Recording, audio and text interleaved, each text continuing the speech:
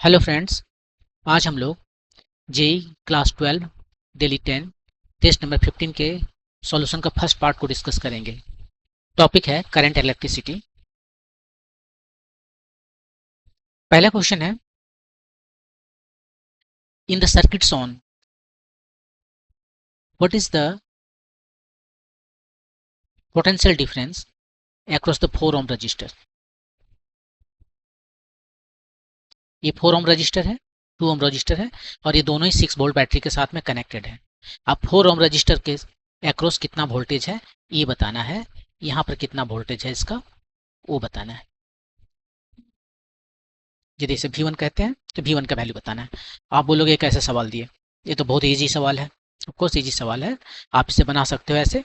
आप कहोगे ठीक है, हम पहले करंट निकाल लेते हैं। करंट जो है सो 6 वोल्ट बैटरी के साथ में 4 + 2 सो 6 ओम का रजिस्टर कनेक्टेड है टोटल, तो 1 एम्पियर का करंट जा रहा है।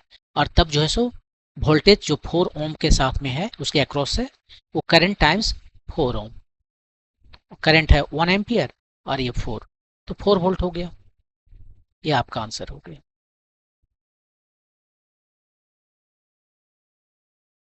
Option number 2। लेकिन मैंने इसे कुछ सोच समझ के दिया है।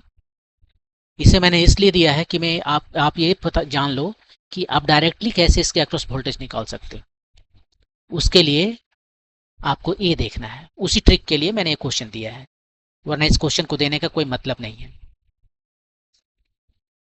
देखिए इस यहाँ पर जो 4 ओम का रजिस्टर है इसके अक्रॉस मुझे वोल्टेज निकालना है। हम ओम्स लॉ लगाते हैं, ठीक है। एक बार और बना लेते हैं। यहाँ पर ये हमारा बैटरी है और दो हमारा 4 ओम और 6 ओम का 4 ओम और 2 ओम का रजिस्टर है। हमें इसके अक्रॉस वोल्टेज पता करना है, ठीक है। ओम्स लॉ क्या कहता है? ओम्स लॉ कहता है आई V = IR। इसमें 3 पैरामीटर हैं, V voltage across some resistor और सम एलिमेंट, I करंट जो पास कर रहा है और R उसका रेजिस्टेंस। 3 पैरामीटर हैं। अब यहाँ पर जो हम वोल्टेज देख रहे हैं, ये जो वोल्टेज है यहाँ पर 6 वोल्ट जो इसका EMF है वो खत्म हो रहा है। कौन खत्म कर रहा है? ये 4 ओम का रजिस्टर खत्म कर रहा है और 2 ओम का रजिस्टर खत्म कर रहा है। दोनों मिलकर 6 वोल्ट को खत्म कर डाला। कुछ इसने खत्म किया, कुछ इसने खत्म किया। कौन कितना खत्म करेगा डायरेक्ट देखने के लिए हम क्या करते हैं, ये दोनों में, ये तीनों में से कौन सा पैरामीटर सेम है? आर तो दोनों में सेम नहीं हो सकता ना, बहुत स्पेशल केस में कर सकते हैं। लेकिन करंट दोनों में सेम होगा। जो करंट इससे होकर पास कर रहा है वही करंट इससे होकर भी पास कर रहा है, क्योंकि ये सीरीज में है। सीरीज में करंट सेम होता है, राइट। करंट जो है सो सेम है दोनों में, तो करंट सेम है, ये फिक्स्ड हो गया। आई जो है सो फिक्स्ड हो गया, तो भी जो है सो प्रोपोर्शनल हो गया आर के। ये क्या कह रहा है? आर को डबल कर देंगे तो भी डबल हो जाएगा, आर को हाफ कर देंगे तो भी हाफ हो जाएगा। जिसका आर ज्यादा होगा वहां वोल्टेज ज्यादा ड्रॉप होगा, यहाँ ज्यादा वोल्टेज ड्रॉप होगा और यहाँ पर वोल्टेज कम ड्रॉप होगा। इसका ये डबल है तो यहाँ इसका 2 पार्ट यहाँ खर्च होगा और 1 पार्ट यहाँ खर्च होगा। डायरेक्टली निकालना है। अब वोल्टेज जो है सो 4 ओम में निकालना है। हमने देख लिया कि आर के प्रोपोर्शनल है, तो यहाँ पर हम जो आर लिखेंगे वो इसका आर लिखेंगे, 4 ओम लिखेंगे,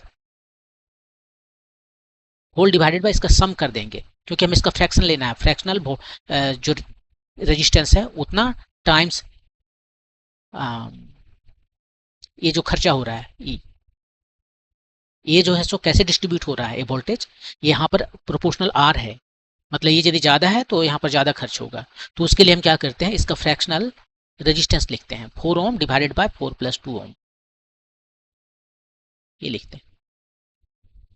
आगे यहाँ से 4/6 टाइम्स ई का वैल्यू जो है 6 है, तो 4 वोल्ट आ गया। बाकी 2 वोल्ट यहाँ पर खत्म हो जाएगा। तो इस मेथड को बताने के लिए ही मैंने एक क्वेश्चन दिया था, वरना इस क्वेश्चन देने का कोई मतलब नहीं है। ये तो क्लास 9-8 में ही लोग जान जाते हैं।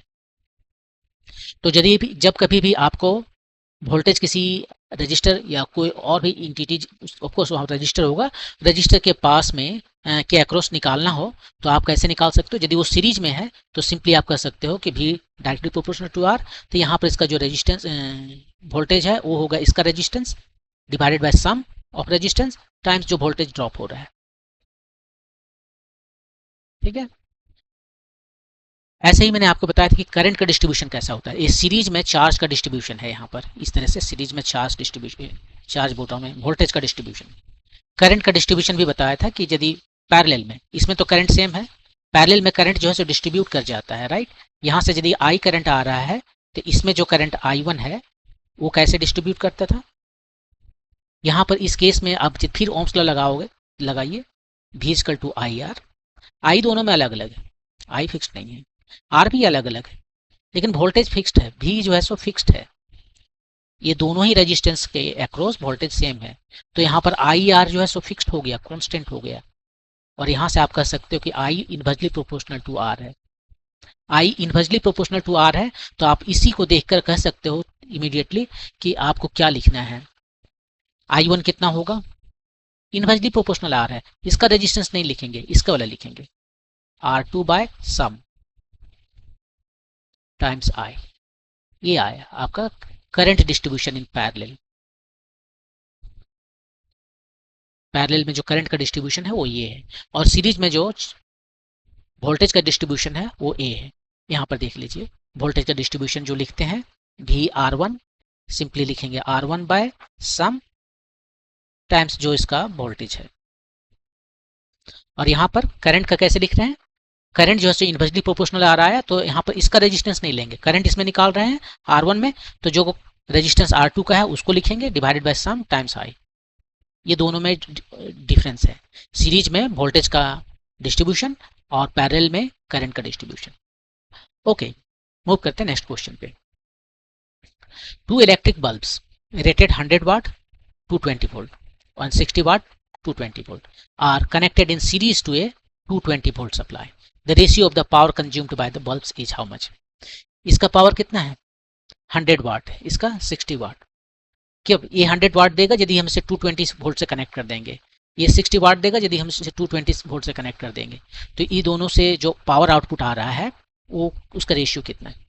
यदि 220 से दोनों को मैंने कनेक्ट कर दिया होता तब ये 100 वाट देता, ये 60 देता, तो रेशियो कितना आ जाता, 5:3, पहला वाला सही हो जाता है। यदि दोनों को हम 220 वोल्ट से कनेक्ट करते तो, और दोनों को 220 वोल्ट से कनेक्ट करने का मतलब है हम पैरेलल में लगा रहे हैं। ये देखिए पैरेलल में हमने इसको 220 वोल्ट दे दिया है, तो ये कितना हमें देगा, ये हमें देगा 100 वाट और ये हमें देगा 60 वाट, और तब रेशियो आ जाता हमारा,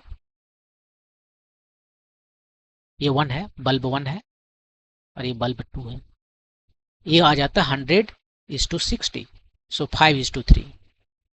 लेकिन अब यहाँ पर जो क्वेश्चन आपको दिया गया है उसमें ये दोनों सीरीज में है, ये पैरेलल में है ना, पैरेलल में नहीं है।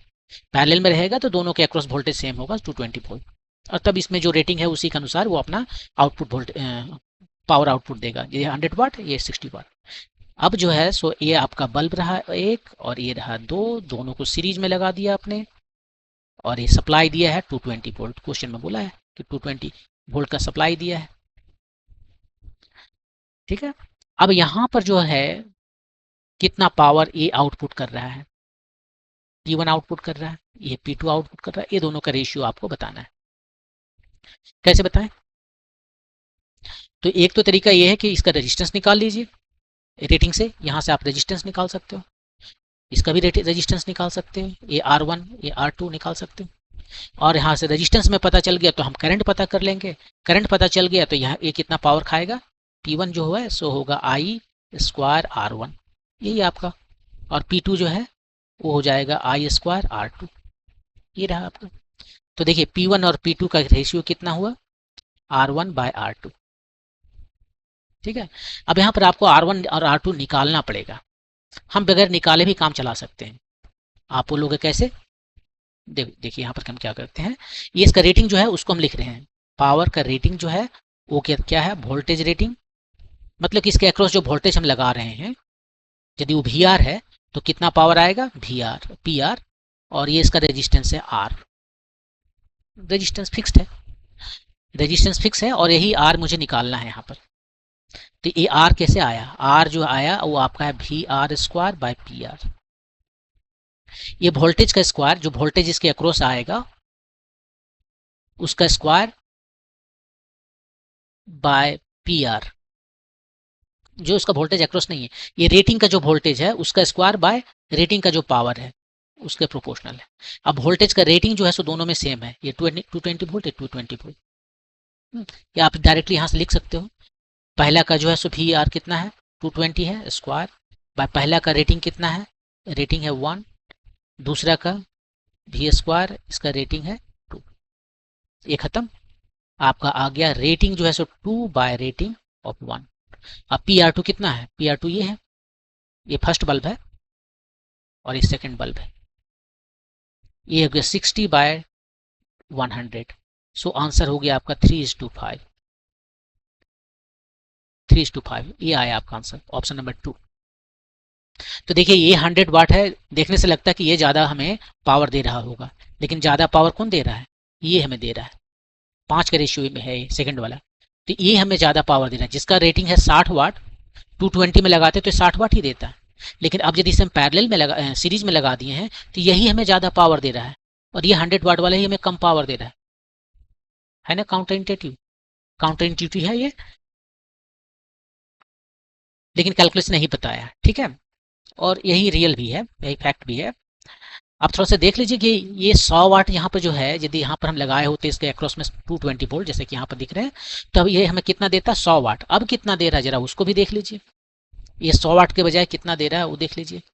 तो कैसे निकालेंगे, तो उसके लिए आपको तो करंट निकालना होगा, रेजिस्टेंस निकालना होगा, ऐसे तो कुछ तो निकालना पड़ेगा। ये तो रेशियो के लिए तो ठीक है, लेकिन एक्चुअल वैल्यू यदि निकालना होगा तब ये आपको करना ही पड़ेगा, करंट निकालना ही पड़ेगा, और इसके लिए आपको रेजिस्टेंस पता करना ही पड़ेगा। ठीक है, तो रेजिस्टेंस देखिए यहाँ से हम पता कर लेंगे। रेजिस्टेंस जो है सो कितना है, रेजिस्टेंस है इसका रेटिंग स्क्वायर, वोल्टेज का rating, rated voltage square by rated power, और ये है 220, पहला वाला का देखते हैं, टाइम्स 220 100 वाट, तो ये आ गया 484 R1। R2 कितना आया, अब करंट निकालना पड़ेगा तो दोनों का हमें इसका वैल्यू निकालना पड़ेगा। सेकंड के लिए ये अभी भी 220 है और पी आर जो है सो 60 वाट है, ये चला गया, तो ये आया 484 टाइम्स 10, 10 को 5 कर दिया, नीचे 3 कर दिए, इतना वाट, इतना ओम है।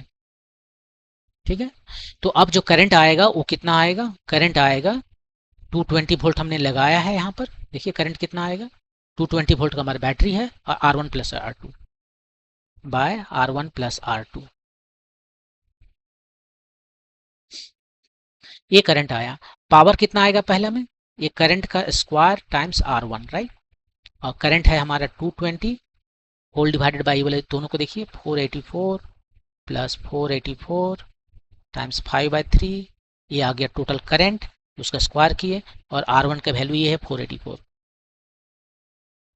इतना पावर आएगा। आप इसको कैलकुलेट करके देखिए तो देखिए कितना आता है, 20 का स्क्वायर में सब आ रहा है, 20 टाइम्स 20 टाइम्स 100, ये 484 है, तो 484 जो है इसको हमने बाहर कर लिया, ये बचा 1 प्लस 5/3 और सबका स्क्वायर है 484, ये 20 टाइम्स 20 484 100, 484 का स्क्वायर है, ये कितना आया 3 प्लस 1 4 प्लस 5 9, 9 का स्क्वायर और 3 का स्क्वायर, 3 का स्क्वायर ऊपर चला जाएगा टाइम्स 484, ये 484 खत्म, ये 484 खत्म, ये 3 स्क्वायर, ये 9 हो गया, एक तो 9 खत्म, 100 बाय ये कितना आया, ये 9 और ये 90 981, सो एक तो 9 खत्म हो गया, 100 बाय 9, सो कितना आया 11 समथिंग, राइट, 11.1 वाट, सही है।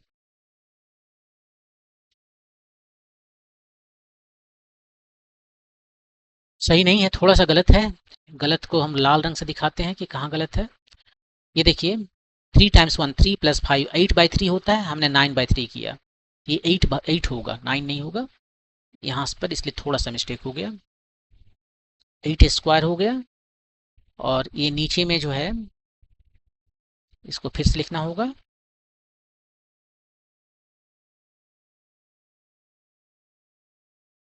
ये हो गया 9 और ये हो गया 64, 1625, 225 बाय 16, सो 16 एक 56 64 समथिंग लाइक इतना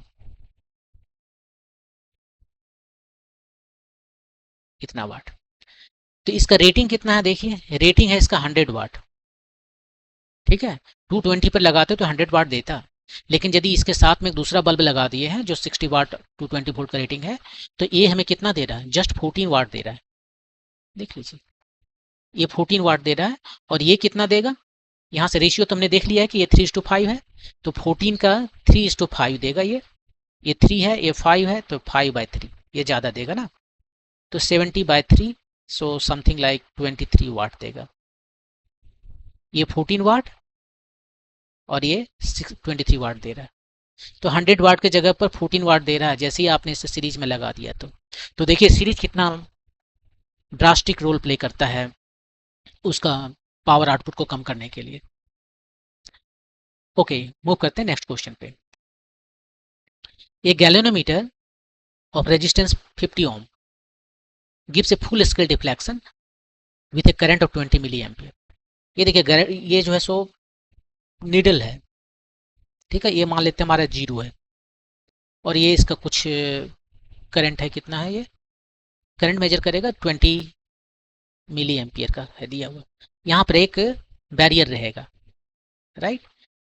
यदि इससे ज़्यादा हम करंट इसमें पास करा दें, ये जो गैल्वेनोमीटर है इसमें यदि हम इससे ज़्यादा करंट पास करा दें, तो क्या होगा, ये जो नीडल है वो आएगा यहाँ पर और यहाँ पर आके अटक जाएगा, क्योंकि बैरियर है। ये बिल्कुल वैसे ही है जैसे कि गाड़ी में जो स्पीडोमीटर होता है, आप स्पीड बढ़ाते जाइए, उसमें एक लिमिट रहेगा, ठीक है, 150 किलोमीटर पर आवर, राइट। अब उससे भी यदि आपने गाड़ी स्पीड कर दिया तो 150 से ज़्यादा वो दिखा नहीं पाएगा, क्यों, क्योंकि ये बैरियर में अटक गया, वो बैरियर में अटक गया। वैसे ही ये गैल्वेनोमीटर में ये बैरियर में अटक गया, 20 मिली एम्पियर से ज़्यादा करंट इसमें पास करता है जैसे ही, तो ये बैरियर पर अटक जाता है। उसके बाद में कितना करंट जा रहा है वो बता नहीं सकेगा। तो यह जानने के लिए कि कितना करंट है सर्किट में, आप इसको यदि लगाते हो डायरेक्टली तो आप 20 मिली एम्पियर तक देख सकते हो। लेकिन यूजुअली जो हमें करंट जो हमारा होता है घर में या और भी जगहों में, वो मिली एम्पियर में तो नहीं होता, ज़्यादा में होता है। उसको मेजर करने के लिए हम इसी गैल्वेनोमीटर को कैसे यूज करते हैं, आगे यहाँ लिखा हुआ है, तो वो चीज़ें to convert it into an ammeter. अभी तो सिंपली गैल्वेनोमीटर है, करंट मेजर कर लेगा, लेकिन इसी गैल्वेनोमीटर को आप जो है एक एमीटर में कन्वर्ट कर सकते हो। ये गैल्वेनोमीटर है, इसको आप कन्वर्ट कर सकते हो एमीटर में, वोल्टमीटर में भी कन्वर्ट कर सकते हो। फिलहाल अभी इसको एमीटर में कन्वर्ट कर रहे हैं, और रेंज कितना 5 एम्पियर है, 20 मिली एम्पियर देते हैं करंट, इससे होकर पास करता है, IG मैक्स इसको कहते हैं, G फॉर गैल्वेनोमीटर से होकर जो करंट जा रहा है मैक्सिमम वो है 20 मिली एम्पियर। इससे ज़्यादा नहीं जाना चाहिए, नहीं तो फिर ये यहाँ अटक जाएगा। वो दूसरी बात है कि जल जाएगा, जलने वाला भी एक अलग प्रॉब्लम है, लेकिन फिलहाल ये जो है नीडल यहीं पर आके बैरियर में अटक रहा है। तो इसको मुझे मेजर करना है 5 एम्पियर का करंट, तो 5 एम्पियर देंगे तो अटक जाएगा, हम समझ नहीं पाएंगे, कैलकुलेट नहीं कर पाएंगे, रीडिंग नहीं दे पाएंगे। हमें एक शंट रेजिस्टेंस का जरूरत होगा, और शंट क्या करेगा, केवल 20 मिली एम्पियर को गैल्वेनोमीटर से होकर जाने देगा और बाकी सबको शंट कर देगा, बाईपास कर देगा। ये रहा आपका गैल्वेनोमीटर, इसका रेजिस्टेंस दिया हुआ है 50 ओम, ठीक है। और इधर से यदि करंट आ रहा है वो आई है, कितना है 5 एम्पियर तक का हमें मेजर करना है। अब यदि ये सारे 5 एम्पियर इससे होकर जाएगा तो नीडल यहाँ अटक जाएगा, तो सबको नहीं जाने देंगे। ये जो है सो बाईपास कर रहे हैं, इसको शंट कहते हैं। शंट का मतलब ही हुआ बाईपास करना, शंट है, उन्हें बाईपास कर रहा है। ये ज़्यादातर करंट इधर से निकल जाएगा, तो और जितना इसको जरूरत है उतना ही करंट यहाँ से जाएगा, कितना जा सकता है मैक्सिमम उतना ही जाने देते हैं, IG मैक्स,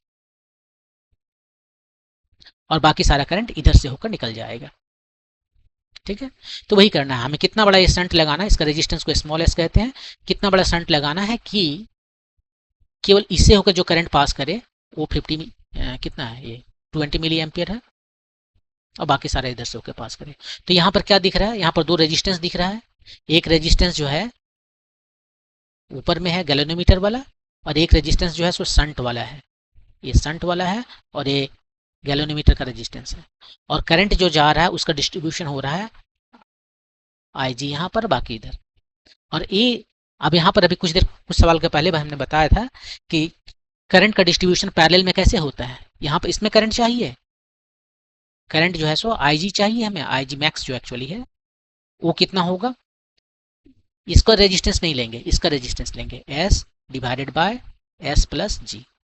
जी यहाँ पर रेजिस्टेंस कहते हैं, RG एक ही हमारा है,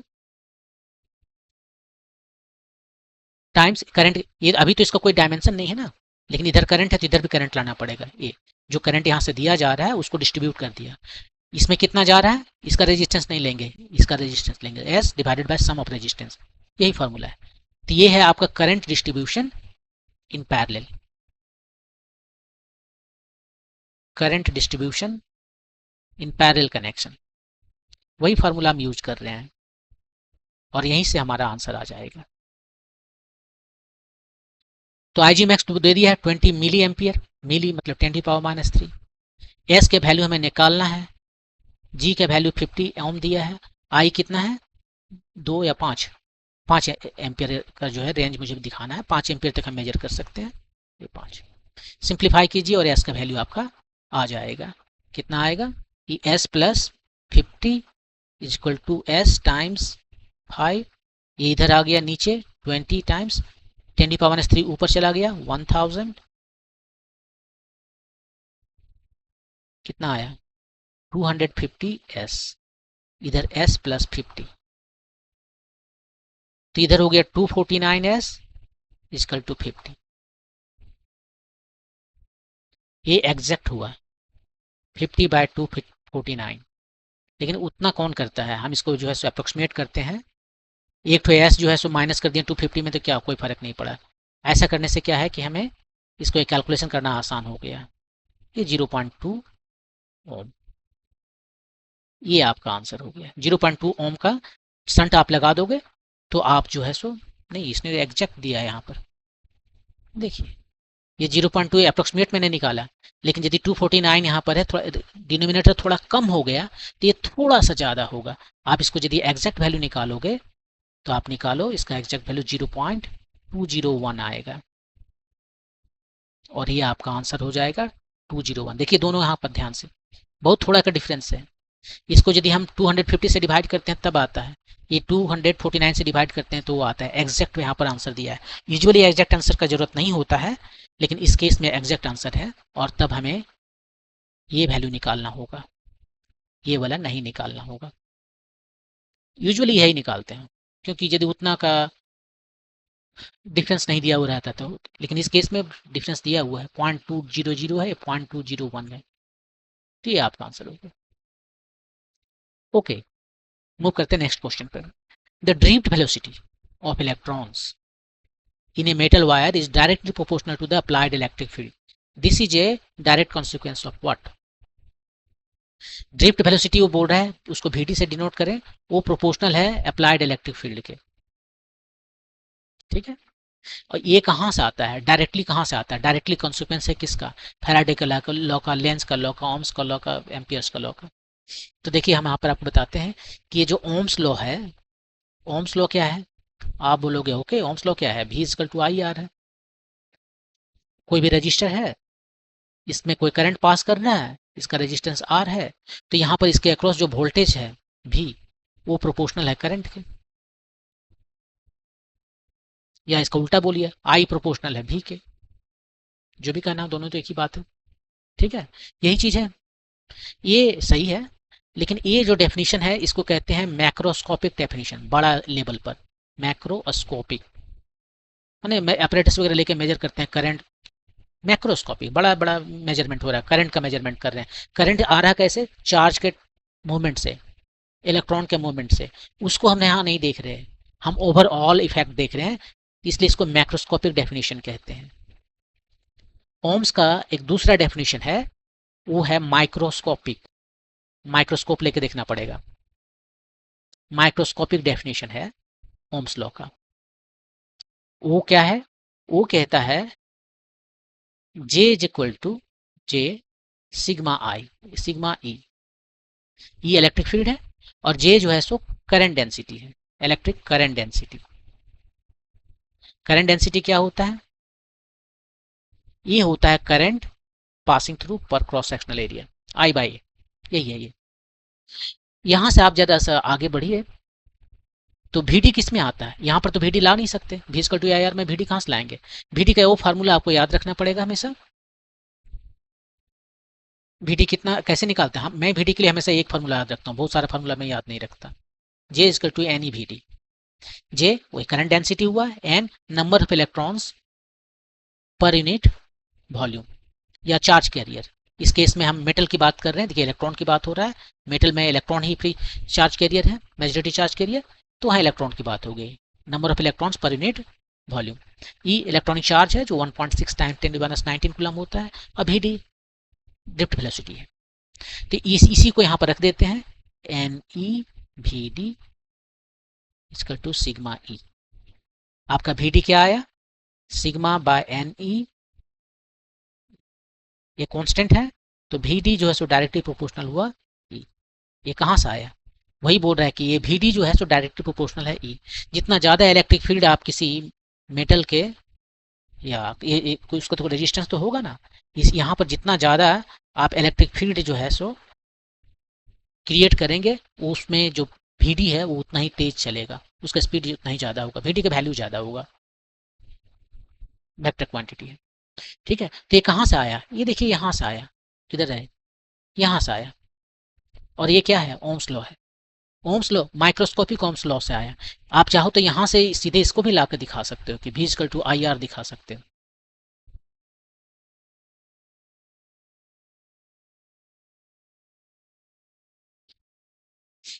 ठीक है, तो ये आपका आंसर हो गया ओम्स लॉ। मैं यहाँ पर दिखा देता हूँ कि कैसे ये माइक्रोस्कोपिक से मैक्रोस्कोपिक आपका जाता है डेफिनेशन से। J equal to sigma E है। ठीक है, जस्ट मैं वैल्यू लेता हूँ, I बाय A हुआ, सिग्मा हुआ, और E को क्या लिख सकते हैं? आप देखिए E जो है सो V बाय डी होता है, minus d V by d R, आपने पढ़ा होगा राइट। यदि ये कैपेसिटर लेंगे, इसके अंदर में जो इलेक्ट्रिक फील्ड है वो कितना होता है? इसके अक्रॉस यदि वोल्टेज V है तो ये होता है E equal to V by ये जो डिस्टेंस इसके अंदर में है, दोनों के प्लेट के बीच में जो डिस्टेंस है V बाय डी। तो यहाँ पर E को हम क्या लिखेंगे? V by some distance, length जो है, ये मान लीजिए आपका कंडक्टर है, इसके अक्रॉस जो है वोल्टेज कितना है? V है, और इसमें जो इलेक्ट्रिक फील्ड डेवलप हुआ है वो कितना है? E। तो E इक्वल टू हो जाएगा V बाय, इसका लेंथ L है तो L हो गया, वो मैंने लिखा। और यहाँ से V कितना आया? V इक्वल टू आया I टाइम्स L टाइम्स क्या आ रहा है, और सिग्मा A। ठीक है, और ये सिग्मा जो है सो क्या है? सिग्मा जो है सो कंडक्टिविटी है, इसको रेसिस्टिविटी में हम कन्वर्ट करें क्या? सिंपली 1 बाय रो, तो रो ऊपर चला गया, रो L बाय A, और ये क्या है?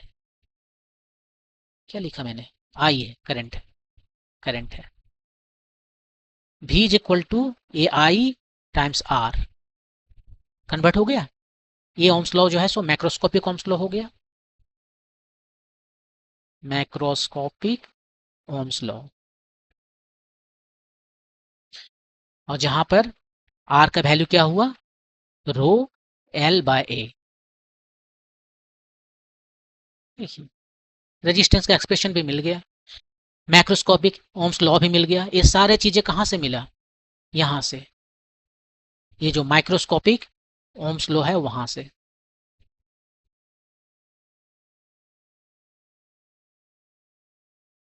तो इस क्वेश्चन में जो कहा गया था कि drift velocity is directly proportional to applied electric field, this is a direct consequence of Ohm's law। Okay, move करते हैं नेक्स्ट क्वेश्चन पे।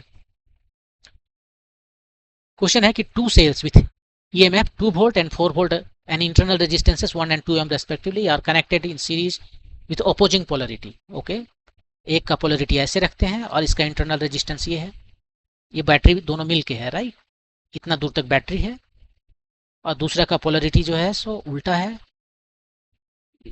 इंटरनल रेजिस्टेंस हमेशा माइनस की लो पोटेंशियल की तरफ दिखाते हैं, जरूरी नहीं है लेकिन वैसे ही दिखाते हैं क्योंकि करंट इधर से निकालते हैं ट्रेडिशनल करंट। और इसको कनेक्ट किया गया है सीरीज में, और कुछ भी नहीं। ठीक है, ये 2 वोल्ट है और ये कितना है? उसका 1 ओम है। ये कितना है?